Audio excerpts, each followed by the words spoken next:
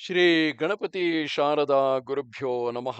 ಯತ್ರ ಯೋಗೇಶ್ವರ ಕೃಷ್ಣೋ ಯತ್ರ ಪಾರ್ಥೋ ಧನುರ್ಧರಃ ತತ್ರ ಶ್ರೀ ವಿಜಯ ಭೂತಿರ್ಧ್ರುವ ನೀತಿರ್ಮತಿರ್ಮಮ.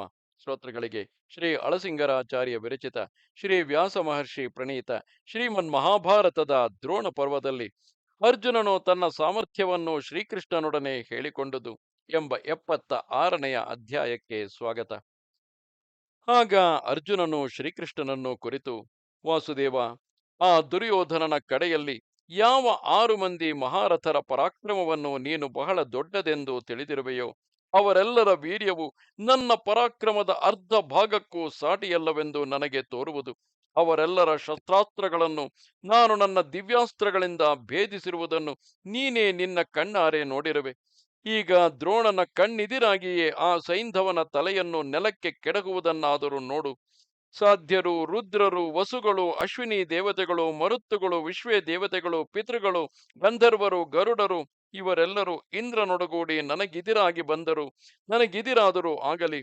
ಭೂಮ್ಯಾಕಾಶ ಸಮುದ್ರ ಪರ್ವತಗಳೆಲ್ಲ ನನಗಿದಿರಾಗಿ ಬರಲಿ. ದಿಕ್ಪಾಲಕರೊಡನೆ ಎಲ್ಲ ದಿಕ್ಕುಗಳು ನನ್ನನ್ನು ಎದುರಿಸಲಿ.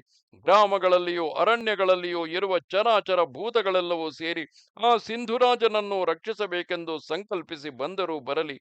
ಆಗಲೂ ನನ್ನ ಬಾಣಗಳಿಂದ ಆ ಸೈಂಧವನು ಹತನಾಗುವುದನ್ನು ನೀನೇ ಕಣ್ಣಾರೆ ನೋಡುವೆ. ಕೃಷ್ಣ, ಸತ್ಯದ ಮೇಲೆ ಆಣೆಯಿಟ್ಟು ಹೇಳುವೆನು, ಇದು ಆಯುಧವನ್ನು ಹಿಡಿದು ಪ್ರತಿಜ್ಞೆ ಮಾಡುವೆನು. ಆಚಾರ್ಯನಾದ ದ್ರೋಣನೇ ಆ ಪಾಪಿ ಸೈಂಧವನನ್ನು ರಕ್ಷಿಸುವುದಾಗಿ ಹೇಳಿದೆಯಲ್ಲವೇ?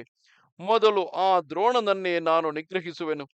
ದುರ್ಯೋಧನನು ಆಗಿನ ಯುದ್ಧಭಾರವನ್ನೆಲ್ಲ ದ್ರೋಣನೊಬ್ಬನೇ ನಿರ್ವಹಿಸುವುದಾಗಿ ತಿಳಿದು ಅವನ ಮೇಲೆ ನಂಬಿಕೆಯನ್ನಿಟ್ಟಿರುವನು.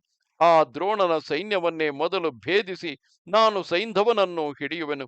ಓ ಜನಾರ್ದನ, ನಾಳಿನ ಯುದ್ಧದಲ್ಲಿ ನನ್ನ ಬಾಣಗಳಿಂದ ಅನೇಕ ಧನುರ್ಧಾರಿಗಳು ವಜ್ರಾಹತಗಳಾದ ಪರ್ವತ ಶಿಖರಗಳಂತೆ ಹತರಾಗಿ ಬೀಳುವುದನ್ನು ನೀನೇ ನೋಡುವೆ.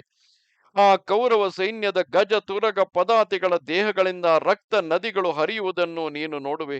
ನನ್ನ ತೀಕ್ಷ್ಣ ಬಾಣಗಳಿಂದ ಹತರಾಗಿ ಬಿದ್ದ ಮತ್ತು ಬೀಳುತ್ತಿರುವ ಸೈನಿಕರ ದೇಹದಿಂದ ನಾನು ಹೊರಡಿಸುವ ರಕ್ತ ಪ್ರವಾಹವನ್ನಾದರೂ ನೋಡು.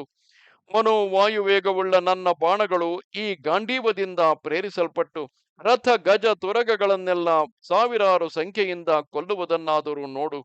ಇಂದ್ರನಿಂದಲೂ ಭೀಷ್ಮನಿಂದಲೂ ಕೃಪನಿಂದಲೂ ಅದೇ ದ್ರೋಣನಿಂದಲೂ ರುದ್ರನಿಂದಲೂ ದೇವತೆಗಳಿಂದಲೂ ನಾನು ಯಾವ ಯಾವ ಅಪೂರ್ವ ದಿವ್ಯಾಸ್ತ್ರಗಳನ್ನು ಪಡೆದು ಬಂದಿರುವೆನೋ ಅವುಗಳ ಪ್ರಭಾವವನ್ನೆಲ್ಲ ಈಗಿನ ಯುದ್ಧದಲ್ಲಿ ಸಮಸ್ತ ಜನರು ನೋಡಲಿ.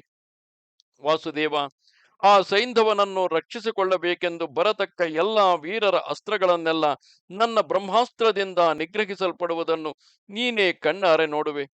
ನನ್ನ ಬಾಣದಿಂದ ಕತ್ತರಿಸಲ್ಪಟ್ಟ ರಾಜರ ತಲೆಗಳು ನಾಳಿನ ರಣಾಂಗಣದೊಳಗೆಲ್ಲ ಬಿದ್ದಿರುವುದನ್ನು ನೀನೇ ನೋಡುವೆ. ಕೃಷ್ಣ, ನಾನು ನನ್ನ ಸಮಸ್ತ ಶತ್ರುಗಳನ್ನು ಓಡಿಸುವೆನು. ಆ ಸೈಂಧವನನ್ನು ಕೊಂದೇ ಬರುವೆನು. ಮಹಾ ಅಪರಾಧಿಯು, ದುಷ್ಟ ಬಂಧುವು, ಪಾಪ ಪ್ರಚುರವಾದ ದೇಶದಲ್ಲಿ ಹುಟ್ಟಿದವನು, ಅತ್ಯಲ್ಪನೂ ಆದ ಆ ಸೈಂಧವನ ಸಾವಿನಿಂದ ಅವನ ಬಂಧುಗಳೆಲ್ಲರೂ ರೋಧಿಸುವುದನ್ನು ನೀನೇ ನೋಡುವೆ. ಯಾವಾಗಲೂ ಹಾಲನ್ನವನ್ನೇ ಭುಜಿಸುತ್ತಿದ್ದರು ಪಾಪಾಚಾರವುಳ್ಳ ಸಿಂಧು ದೇಶದ ಸೈನಿಕರೆಲ್ಲ ತಮ್ಮ ಪ್ರಭುವಿನೊಡನೆ ನನ್ನ ಬಾಣಗಳಿಂದ ಹತರಾಗಿ ಬೀಳುವುದನ್ನು ನೀನು ನಾಳೆಯೇ ನೋಡುವೆ. ಇಷ್ಟೇಕೆ, ಈ ರಾತ್ರಿಯು ಕಳೆದು ಬೆಳಗಾದೊಡನೆಯೇ ನಾನು ನನಗೆ ಸಮಾನನಾದ ಧನುರ್ಧಾರಿಯು ಬೇರೆ ಯಾರೂ ಇಲ್ಲವೆಂದು ಆ ದುರ್ಯೋಧನನ ಮನಸ್ಸಿಗೆ ತಿಳಿಯುವಂತೆ ಮಾಡುವೆನು. ಧನುಸ್ಸಿನಲ್ಲಿ ಈ ಗಾಂಧೀವವನ್ನು, ಯುದ್ಧ ಮಾಡುವುದರಲ್ಲಿ ಧನಂಜಯನಾದ ನನ್ನನ್ನು, ಸಾರಥ್ಯದಲ್ಲಿ ನಿನ್ನನ್ನು ಅತಿಕ್ರಮಿಸತಕ್ಕವರು ಲೋಕದಲ್ಲಿ ಬೇರೆ ಯಾರಿರುವರು? ಕೃಷ್ಣ, ನಿನ್ನ ಅನುಗ್ರಹದಿಂದ ಯುದ್ಧದಲ್ಲಿ ನನಗೆ ಅಸಾಧ್ಯವಾದುದು ಯಾವುದೂ ಇಲ್ಲ. ಇದನ್ನು ನೀನು ತಿಳಿದು ನನ್ನನ್ನೇಕೆ ನಿಂದಿಸುವೆ? ಆಕಾಶದ ಚಂದ್ರನಲ್ಲಿ ಕಪ್ಪು ಗುರುತು, ಸಮುದ್ರದಲ್ಲಿ ಜಲವು ಹೇಗೆ ಸ್ಥಿರವೋ ಅದರಂತೆಯೇ ನನ್ನ ಪ್ರತಿಜ್ಞೆಯು ಸ್ಥಿರವೆಂದು, ಆಕಾಶದ ಚಂದ್ರನಲ್ಲಿ ಕಪ್ಪು ಗುರುತುಗಳು, ಸಮುದ್ರದಲ್ಲಿ ಜಲವು ಹೇಗೆ ಸ್ಥಿರವೋ ಅದರಂತೆಯೇ ನನ್ನ ಪ್ರತಿಜ್ಞೆಯು ಸ್ಥಿರವೆಂದು ತಿಳಿ. ಕೃಷ್ಣ, ನನ್ನ ಅಸ್ತ್ರಗಳಿಗೂ ಈ ನನ್ನ ಗಾಂಡೀವಕ್ಕೂ ನನ್ನ ಬಾಹುಬಲಕ್ಕೂ ಧನಂಜಯನಾದ ನನಗೂ ಅಪಮಾನಕರವಾದ ಈ ಮಾತುಗಳನ್ನು ನೀನು ಆಡಬಾರದು. ಈ ಗಾಂಡೀವವನ್ನು ಹಿಡಿದು ನಾನು ಯುದ್ಧ ಮಾಡುವಾಗ, ನೀನು ನಮಗೆ ಸಾರಥಿಯಾಗಿರುವಾಗ ನನಗೆ ಜಯಿಸಲಾರದುದು ಯಾವುದುಂಟು? ನಾನು ಯುದ್ಧಕ್ಕೆ ಹೋದ ಮೇಲೆ ಜಯಿಸಿ ಬರುವುದೇ ನಿಶ್ಚಯವು. ಅದಕ್ಕೆ ಈಗಿನ ಪ್ರತಿಜ್ಞೆಯೇ ಪ್ರಮಾಣವು.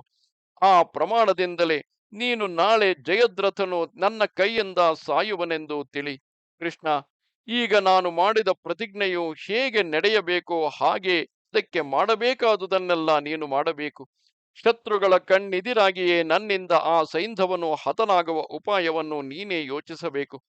ಬ್ರಾಹ್ಮಣರಲ್ಲಿ ಸತ್ಯವೆಂಬುದು ಸ್ಥಿರವು, ಸಾಧುಗಳಲ್ಲಿ ವಿನಯವೆಂಬುದು ಸ್ಥಿರವು, ಸಮರ್ಥರಲ್ಲಿ ಸಂಪತ್ತು ಸ್ಥಿರವು, ನಾರಾಯಣನಾದ ನೀನಿದ್ದ ಕಡೆಯಲ್ಲಿ ಜಯವು ಸ್ಥಿರವು ಎಂದನು. ಓ ಧೃತರಾಷ್ಟ್ರ ಮಹಾರಾಜ, ಅರ್ಜುನನು ತನ್ನ ಆತ್ಮರೂಪಿಯಾದ ಶ್ರೀಕೃಷ್ಣನಿಗೆ ಹೀಗೆಂದು ಹೇಳಿ ಆ ಸೈಂಧವನ ಮೇಲೆ ಕೋಪದಿಂದ ಗರ್ಜಿಸುತ್ತಾ ತಿರುಗಿ ಕೃಷ್ಣನನ್ನು ಕುರಿತು, ವಾಸುದೇವ, ರಾತ್ರಿ ಕಳೆದು ಬೆಳಗಾಗುವಷ್ಟರಲ್ಲಿಯೇ ನೀನು ನಮ್ಮ ಜಯರಥವು ಸಿದ್ಧವಾಗುವಂತೆ ನೋಡು. ನನ್ನ ಪ್ರತಿಜ್ಞೆಗೆ ಭಂಗ ಉಂಟಾಗದಂತೆ ಯತ್ನಿಸು. ಈ ಕಾರ್ಯವು ನಿನ್ನಿಂದಲೇ ನಡೆಯಬೇಕಾದುದು ಎಂದನು. ಇದು 76ನೆಯ ಅಧ್ಯಾಯವು. ನಮಸ್ತೆ ಶಾರದೆ ದೇವಿ, ಕಾಶ್ಮೀರ ಪುರವಾಸಿನಿ, ತ್ವಾಮಹಂ ಪ್ರಾರ್ಥಯೇ ನಿತ್ಯಂ, ವಿದ್ಯಾದಾನಂಚ ದೇಹಿಮೆ. ನಮಸ್ಕಾರ.